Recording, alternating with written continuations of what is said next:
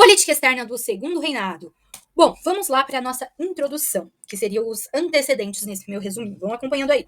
O Brasil independente era visto como aberração e ameaça pelo bloco latino-americano do hemisfério sul. Se durante o primeiro reinado a política externa brasileira se caracterizou pela liquidação das pendências coloniais e pela submissão aos interesses ingleses, e no período regencial pelo não intervencionismo, no segundo reinado, que é o título do vídeo, prazer, marcou-se pela adoção de uma política de prestígio. Essa política visava posicionamento próprio em relação às potências europeias, interferência em assuntos de outros países para tirar proveito de suas dissidências e manter o equilíbrio sul-americano, impedindo a reconstituição do antigo vice-reino do Prata. Com efeito, as campanhas do Prata, e além destas, a questão Christie, que envolveu Brasil e Grã-Bretanha, ocupam um lugar de destaque no estudo da política externa do Segundo Reinado. Então vamos lá, já para a questão Christie. Esse episódio se insere no quadro das relações entre Brasil e Inglaterra. Brasil e Inglaterra. E deve ser entendido como uma reação do Império Brasileiro às pressões do imperialismo britânico. Então, o que é a questão Christie de forma resumida? A reação do Brasil às pressões do imperialismo da Inglaterra. O não cumprimento da lei de 1831, que declarava livre os escravizados africanos que aqui desembarcassem, a recusa do governo imperial em prorrogar o Tratado Comercial de 1827, a tarifa Alves Branco, o Bill Aberdeen e as arbitrariedades inglesas na repressão ao tráfico negreiro fizeram com que se tornassem tensas as relações entre os dois países. Que dois países? Brasil e Inglaterra. Entre 1861 e 1862, o saque da carga do navio inglês Prince of Wales, naufragado na costa do Rio Grande do Sul, e a prisão de oficiais ingleses embriagados pela polícia do Rio de Janeiro ensejaram as exigências descabidas de William de Christie, embaixador britânico no Brasil. Por serem incompatíveis com a soberania nacional, Dom Pedro II recusou-se a atendê-los, o que levou Christie a tomar medidas extremas, determinando o apresamento de navios brasileiros pela marinha inglesa. Então, basicamente, o que aconteceu? Oficiais ingleses vieram para o Brasil, aí eles fizeram umas besteiras bem feias, porque eles estavam bem bêbados, e aí o Brasil falou, olha, Dom Pedro II, né, falou, ó, vou prender esses caras. Prendeu os caras, os oficiais ingleses. E aí o embaixador que estava aqui, o embaixador britânico, o Christie, ele virou e falou, Brasil, por favor, solta eles aí, vai. Aí o Brasil fala, não, eles cometeram crime e eles vão pagar por este crime, ainda mais aqui, num país que não é deles. Então, o que aconteceu? Inglaterra se revoltou, o Brasil também, porque o Brasil falou, nós estamos certos, vocês fizeram errado, e a Inglaterra falando, libera a gente aí. Aí, para resolver esse conflito entre esses dois países, veio um terceiro para botar pitaco e tentar intermediar a situação. Quem que veio? Bélgica. Então, a questão foi submetida ao arbitramento internacional de Leopoldo I, o rei da Bélgica. A decisão foi favorável ao Brasil, então a Bélgica falou, Brasil, você tá certo. Certo. O não cumprimento das determinações do laudo arbitral, que seria uma indenização pela Inglaterra, para obter a libertação dos navios brasileiros que a Inglaterra capturou, aí o que acontece? A Inglaterra não cumpriu as determinações do laudo arbitral. E aí isso fez com que o Brasil rompesse suas relações com a Inglaterra. O reatamento somente ocorreria em setembro de 1865, 2 anos depois, quando a Inglaterra apresentou oficialmente para o Dom Pedro II escusas pelas violências de seu ministro. O que seria uma escusa, né? Porque aqui a Inglaterra apresentou para o Dom Pedro II escusas pelas violências de seu ministro. O que seriam escusas? Desculpas, justificações. Também pode se referir àquilo que se faz com o intuito de se esquivar, de evasiva. Pode ser usada nessa expressão, apresentar escusas. A Inglaterra apresentou escusas ao Dom Pedro II. A firme recusa de Dom Pedro II em ceder às pressões inglesas por ocasião do apresamento de barcos mercantes brasileiros conduziu ao rompimento das relações diplomáticas com a Grã-Bretanha e gerou um clima de união nacional com o apoio dos liberais ao gabinete de Araújo Lima e a aclamação do imperador. Questão Christie, de Vitor Meirelles, esse quadro. A apreensão dos navios brasileiros pela marinha inglesa, que resultou no rompimento das relações diplomáticas entre o Brasil e a Inglaterra em 1863, provocou manifestações públicas no Rio de Janeiro. As intervenções no Prata, na bacia do Prata. Além de seu interesse em manter o equilíbrio sul-americano, o Império Brasileiro zelava pela liberdade de navegação na bacia do Prata, a fim de garantir o acesso fluvial a Mato Grosso. Deve-se considerar ainda que a identidade econômica e social do Rio Grande do Sul com a América Latina criava condições para sucessivas lutas fronteiriças, ameaçando a segurança na região.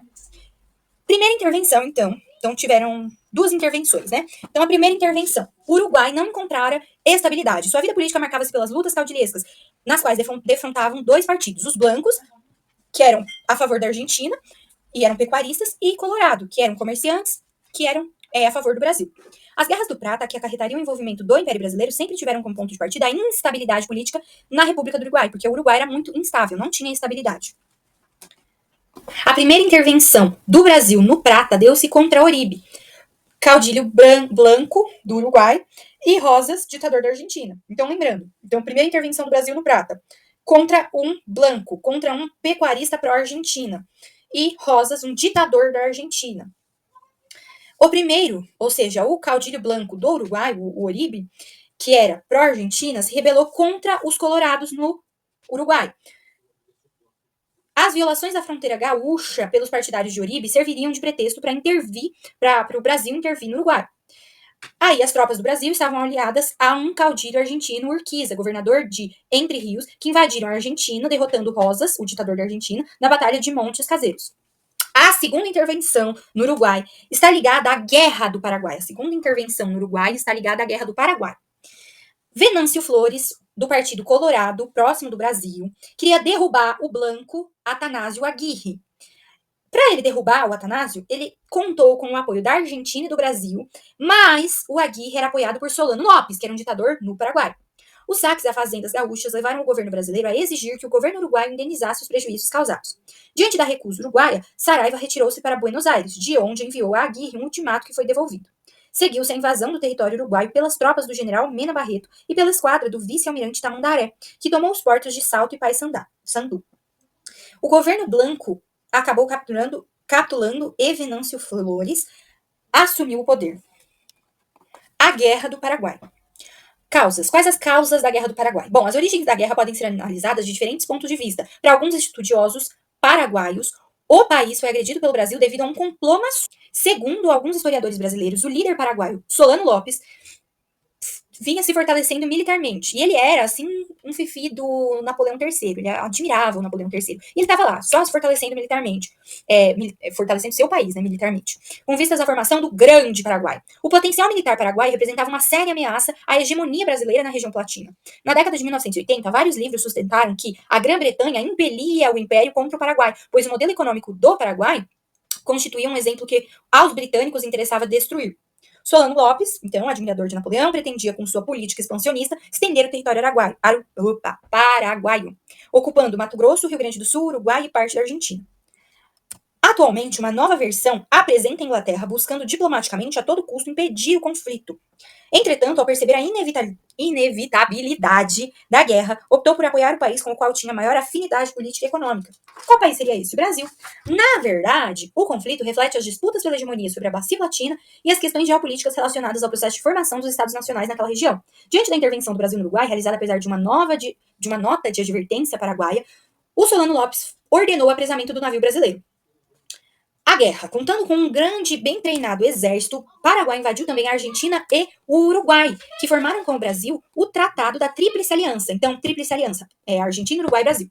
E a Tríplice Aliança contou com apoio inglês. A vitória do almirante Barroso na Batalha do Riachuelo isolou as tropas paraguaias que haviam atacado o Rio Grande do Sul, as quais se viram forçadas à rendição em Uruguaiana. Em seguida, as tropas aliadas invadiram o Paraguai, travando-se em Tuiuti, a maior batalha da América do Sul. Depois que a esquadra imperial transpôs a passagem defendida pela fortaleza de Humaitá, as tropas brasileiras rumaram para Assunção, derrotando o inimigo em Itororó, numa série de vitórias comandadas pelo Marquês de Caxias, futuro duque, conhecidas como Dezembrada. Então, Duque de Caxias, que deteve o comando das tropas brasileiras na Guerra do Paraguai. Ocupada a capital inimiga, Caxias deu por encerrada a guerra, mas Lopes conseguiu furar o cerco à Assunção e fugir. Dom Pedro II só aceitava o fim da guerra com a prisão ou a morte do líder uruguaio. A luta prosseguiu na campanha das Cordilheiras sob o comando do Conde de, até a vitória final em Cerro Corá, onde o Solano Lopes morreu. Quais as consequências dessa Guerra do Paraguai? Bom, para o Brasil teve o quê? Maior endividamento externo, exército regular, começou a se desenvolver no Brasil ideias abolicionistas e republicanas. E agora, para o Paraguai, a guerra destruiu o Paraguai economicamente. O Brasil impôs ainda para o Paraguai um pagamento de uma indenização de guerra, que foi perdoada no governo do Getúlio Vargas. A Guerra do Paraguai, sem dúvida, o maior conflito em que se desenvolveu o Império Brasileiro, constituiu um marco importante em nossa evolução histórica, tendo em conta as alterações por ela provocadas. Certo. Durante o segundo reinado, as relações entre o Brasil e a Inglaterra ficaram tensas. Nesse clima, a questão Christie foi deflagrada pela... Embora a causa, né, imediata, assim, direta da questão Christie tenha sido realmente a pilhagem do navio mercante britânico Prince of Wales, existia um longo contencioso anglo-brasileiro envolvendo as tarifas aduaneiras preferenciais para os produtos ingleses e a questão do tráfico negreiro, que a Inglaterra queria extinguir. Então, A. Resistência das elites escravistas contra a pressão britânica? Não. B. Decisão do governo brasileiro de não renovar o Tratado de Comércio com... Não. Aprovação ao Bill Aberdeen? Não foi isso. Pilhagem da carga de um navio inglês naufragado na costa brasileira e exigência feita pelo embaixador britânico do pagamento de uma indenização pelo Brasil. Certíssima, é a D de dado. Unesp, a Guerra do Paraguai ou da Tríplice Aliança. Quem é a Tríplice Aliança? Tríplice Aliança é Brasil, Argentina, Uruguai. Em laranja aí tem os países que compunham a Tríplice Aliança. E em vermelhinho, ou um laranja mais escuro, o Grande Paraguai, tal como era concebida por Solano Lopes. Certo? Então, a Guerra do Paraguai ou da Tríplice Aliança expôs as diferenças estruturais e institucionais entre as colonizações portuguesa e espanhola na América. Não. A hegemonia, o domínio da presença britânica e norte-americana na América do Sul, nada disso. C. As tensões regionais e disputas comerciais e políticas entre os estados da região. É exatamente essa. O processo de formação dos estados nacionais na região platina levou ao enfrentamento entre os interesses das lideranças caudilhescas na Argentina e no Uruguai, o imperialismo do Brasil e o expansionismo paraguaio. As tensões envolviam o comércio pelos rios da Bacia do Prata, que garantiam ao Brasil acesso ao Mato Grosso, enquanto o Paraguai necessitava de uma saída para o mar. FGV. A partir da década de 1970, ganhou espaço a interpretação de que o imperialismo inglês foi a causa da Guerra do Paraguai, deflagrada em dezembro de 1864. Segundo essa vertente, o trono britânico teria utilizado o Império do Brasil, a Argentina e o Uruguai para destruir um suposto modelo de desenvolvimento paraguaio industrializante autônomo que não se submetia aos mandos e desmandos da potência de então. Estudos desenvolvidos a partir da década de 1980, porém, revelam um panorama bastante distinto. Os novos estudos sobre a Guerra do Paraguai questionam a superioridade militar da aliança entre Argentina, Brasil e Uruguai e consideram que a vitória dessas nações derivou mais de algumas circunstâncias favoráveis do que da competência bélica? Não. Apontam para o expansionismo territorial do Brasil? Não. C. Atribuem a responsabilidade do conflito aos 4 países envolvidos. Que 4 países envolvidos? Brasil, Argentina, Uruguai e Paraguai. Que estavam em um momento particular de suas histórias, porque se encontravam em meio a processos de construção e consolidação dos estados nacionais. Perfeito. É a alternativa C. Embora a interpretação apresentada pela alternativa sobre as origens da Guerra do Paraguai estabeleça certa homogeneidade para os países envolvidos, quando ele fala assim, em meio aos processos de construção e consolidação dos estados nacionais, sem levar em conta as suas peculiaridades, é correto considerar que o conflito teve como causa os interesses de cada beligerante. Nesse contexto, avultam o projeto expansionista do Paraguai e a hegemonia brasileira na Bacia Platina. FUVEST. Observe as imagens das 2 charges de Ângelo Agostini, publicadas no periódico Vida Fluminense. Ângelo Agostini, ambas oferecem representações sobre a Guerra do Paraguai, que causaram forte impacto na opinião pública. A imagem 1 retrata Solano Lopes como o Nero do século XIX. A imagem 2 figura um soldado brasileiro que retorna dos campos de batalha.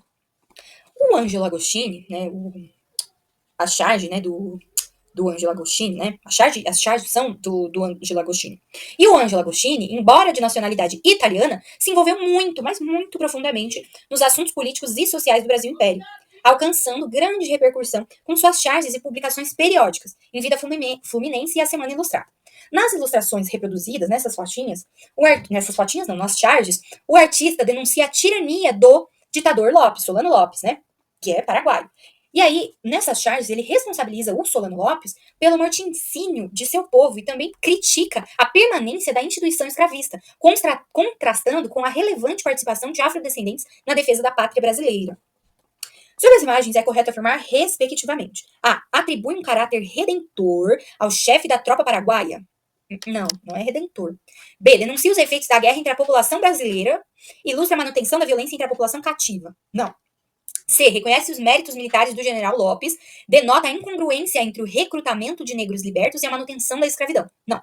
D. Personifica o culpado pelo morticínio do povo paraguaio. Sim. Quem seria o culpado? Solano Lopes. Estimula o debate sobre o fim do trabalho escravo no Brasil. Sim. Estimula o debate sobre a permanência da instituição escravista, o que contrasta com a participação dos afrodescendentes na defesa da pátria. Então, tem uma crítica evidente. Então, a alternativa D está correta.